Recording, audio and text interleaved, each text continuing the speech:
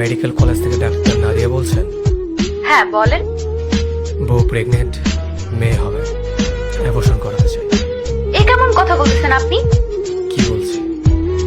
আচ্ছা ছেলে লাগবে হয়তো আপনার। না, ছেলে না, মেয়েই লাগবে। তাহলে বাচ্চা অ্যাবর্শন করতে চাচ্ছেন কেন? কারণ মেয়ে হলে রেপ হয়ে যাবে তাই।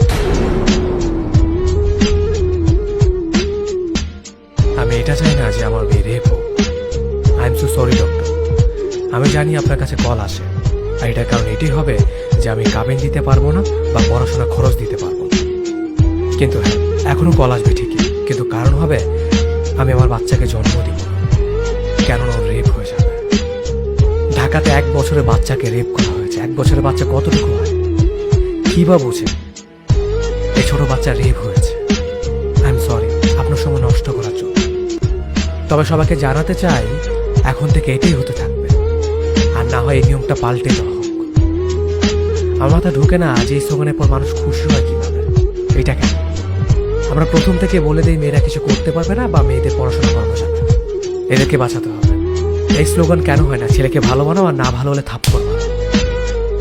আজ যত মানুষ এই কথা জানে যে মেয়েরা ঘর থেকে বেরোলেই রেপ হবে, তাদের ফ্যামিলি মানুষটাই তাদের বেডরুমে ঢুকে ওই বাচ্চাকে রেপ করেছে। 27 দিনে 37টা রেপ হয়েছে। যখন মা বাবা বাচ্চাকে দেখেছে রক্তাক্ত পড়া ছিল, পুরো হাসপাতাল এক হয়ে গেছে ওর চিৎকারে। আর হিন্দু মুসলিম আপনাদেরকে বলছে, আপনারা করতে থাকুন আপনাদের হানাহানি মারামারি, একজন আরেকজনকে ভালো খারাপ বলতে থাকুন, আর এই জোশটা দেখে মারামারি করতে থাকে। যদি একটু শরম থাকে তাহলে ওই সব জানোয়ারদের বিরুদ্ধে দাঁড়ান যেসব জানোয়ার মেয়েদের রেপ করে। আর কাউকে বলার দরকার নেই যে মেয়েরা কিছু থেকে কম না।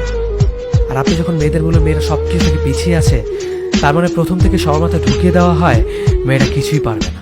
18 কোটি মানুষের মধ্যে কেউ যদি আমার কথাটি শোনো, তাহলে অবশ্যই ভিডিওটি শেয়ার করুন।